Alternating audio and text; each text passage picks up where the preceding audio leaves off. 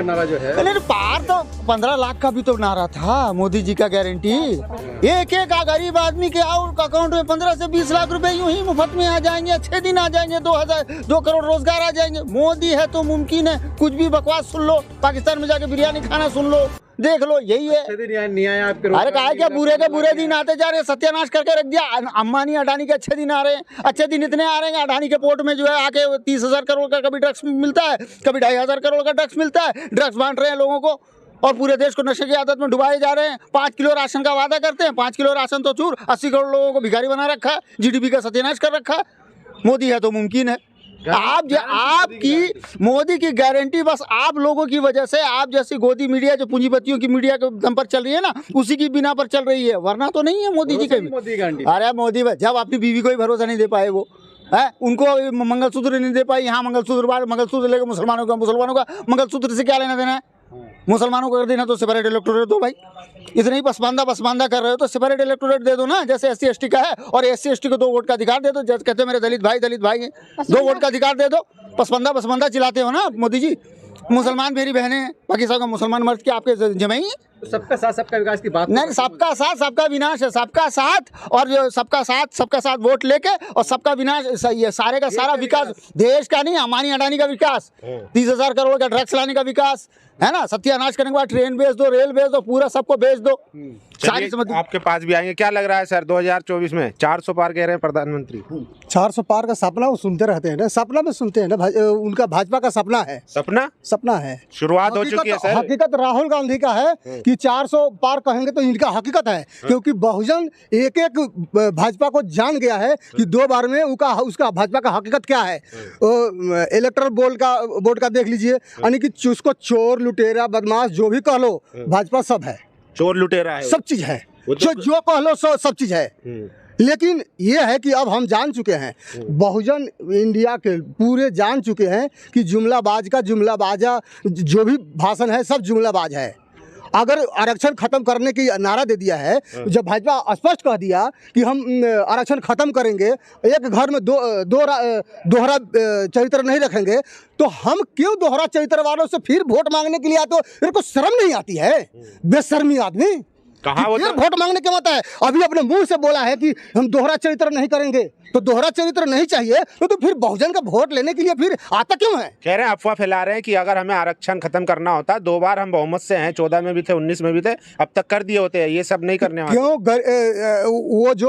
वो जो उनको जो आरक्षण दिया है, हाँ, जो आरक्षण लागू किया है, तो क्या वो वही लोग गरीब हो गए हैं? जो गरीब है उसको आरक्षण देना चाहिए। कि सब सारे को सम्मानित कर रहे हो कि जो भी नारी को हम भी पूरा आरक्षण देंगे। अरे तो जो अमीर है उसको भी देने जा रहे हो, और जो गरीब है उसको नहीं जोत रहे हो। जिसका अपना आज तक घर नहीं है, जिसका घर है उसको भी अपना जमीन में घर नहीं है, उस बेचारे से जाकर पूछो ना कि उसको तूने क्या दिया है, 10 साल में क्या दिया? अरे वो कुछ भी नहीं दिया। वो तो कहते हैं ना कि मैंने तो गरीबी जी है, मुझसे ज्यादा कौन समझेगा गरीबी तो वो उसका घर में, उसका जो भाई 6 भाई है ना, वो उसको घर में घुसने नहीं देगा। अगर अपने घर में चल जाए मोदी तो वो जो गांव में रहते हैं ना, वो उसको घर में घुसने न देंगे। जैसा मोदी का चरित्र है, न उसको परिवार का फिक्र है। और मंत्री है देश के। अरे तो देश के है कि वो तो विदेश का है? वो तो कहता है कि मैं देश का नहीं, मैं विदेश में जाकर के भाषण करता है। देश में कभी भाषण सुना है कोई कि गरीबों के भाषण करता है? नाम कर रहे हैं ना भारत का, नाम कर रहे हैं। अरे गरीब मर रहे हैं देश में, और आप विदेश में जाकर के बोल रहे हो, वो कह रहे हो कि मैं देश को विश्व गुरु बनाऊंगा, देश को प्रलय गुरु बनाने जा रहे हो। राशन दे तो रहे हैं, राशन लोगों को। अरे राशन लेने के लिए आप दिन भर लाइन में खड़ा हो जाओगे तो आपका जो 200-400 कमा रहे हो वो भी तो चल गया। 5 किलो का वो 5 किलो का चलते लोग लाइन लग रहे हैं, तो इसका मतलब क्या है? फ्री में भी तो मिल रहा है ना। फ्री में कैसे लगते थे? अरे फ्री में कैसे हो रहा है भाई साहब? जब जिस चीज का आटा का दाम था 10 रुपए 14 में, और आज मिल रहा है 30 रुपये, तो वो कितना हुआ? आज पेट्रोल का भीख नहीं, क्या नौकरियां चाहिए, मतलब एजुकेशन चाहिए, और क्या नाम, हर चीज जो है ना वो मुनासिब चाहिए। ऐसा नहीं कि मतलब किसी को भी कोई वो चाहिए उसके 5 किलो राशन पे पेट नहीं पलने वाला है। बच्चे अरे आपका नहीं भरेगा, लेकिन जो गरीब है बच्चे उसका नहीं तो पढ़ने भरेगा। वाले हैं, गरीबों के भी नहीं भर रहे हैं। क्या चीज दे रहे हैं? तेल दे रहे हैं क्या? नमक दे रहे हैं, दाल दे रहे हैं, और कोई चीज दे रहे हैं? काली 5 किलो राशन से पेट भर जाएगा क्या? देश का विकास कर रहे हैं। काय का विकास कर रहे हैं? अरे उन्होंने तो पूरे देश का सत्यानाश कर दिया, विनाश कर दिया। क्या कहेंगे सर, आपको जमीन नहीं बचानी है? सामाजिक न्याय की बात की राहुल गांधी जी ने, आज हमारे नेता ने, राहुल गांधी जी ने बिल्कुल सही बात की कि देश की 5% लोगों के पास ही पूरे देश के जो संसाधन है वो रह गए हैं। पूरा पैसा जो है वो 5% लोगों के पास सिकुड़ कर रह गया है, और साथ ही साथ संसाधनों का यूज भी जो कर रहे हैं वो ये कर रहे हैं कि उनके पास कर रहा है। आज क्या बात हो गई है, आज जो बातें आ रही हैं, विभिन्न तरह की बातें मैं देख रहा हूँ।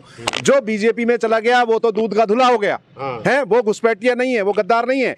लेकिन जो विपक्ष के द्वारा सड़कों पे डंडे खा रहा है, जो सड़कों पर आंदोलन कर रहा है, चाहे वो किसान है, चाहे युवा बेरोजगार है, यूपी में क्या हालात हुई ये आप लोग सब जानते हैं। मीडिया वाले पेपर लीक में जब वो गए तो कितने डंडे मार मार करके पुलिस वालों ने उनको भगाया, किस तरह से उनका चुनावी जो है उनको इनाम दिया गया, किस तरह से उनको नौकरियां बांटी गई डंडे के द्वारा। तो ये सब चीजें आप देख रहे हैं। युवा परेशान है, बेरोजगार परेशान है, किसान परेशान है, दलित परेशान है, ओबीसी परेशान है, माइनॉरिटी परेशान है, इस देश का हर बच्चा परेशान है। ना हिंदू परेशान है, ना मुसलमान परेशान है, ना ईसाई परेशान है, ना सिख परेशान है। इस देश का पूरा युवा बेरोजगार परेशान है, इस देश का पूरा किसान परेशान है। जब तक स्वामीनाथन पर आयोग की रिपोर्ट ये लागू नहीं करेंगे, और जब तक क्या ये कोई जुमला, हर चीज का कोई जुमला है, और हर तरह की बात इनकी जुमलेबाजी है। आज मंगलसूत्र की बात हटाने लगे, 102 सीटों पर पानी पी गए, 102 सीटों पर इनको पसीना आ गया, तो अब मंगलसूत्र की बात करने लगे। अब माला की बात करने के लिए पहले चरण में पीछे हार रहे हैं बिल्कुल बुरी तरह। ये इनकी हताशा का कारण है।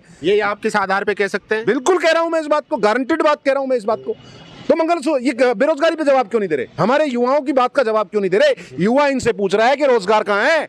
10 साल में तुमने वो 3 करोड़ रोजगार हर साल देने की बात करी थी, 2 करोड़ रोजगार देने की बात करी।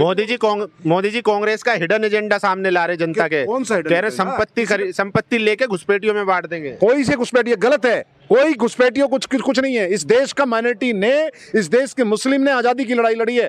आपको याद है कि जो आपका वीर, जो हमारा नहीं, हाँ, उसने टैंक उड़ाए थे पाकिस्तान के, और ब्रिगेडियर उसके, और इसके साथ साथ जो नौजवान भारत सभा और भगत सिंह के साथी थे अशफाकुल्ला खां, भूल गए उन चीजों को मोदी जी? आज किस तरह से हर मुसलमान को ही कह सकते हैं घुसपैठिया? कैसे घुसपैठिया हो सकता है?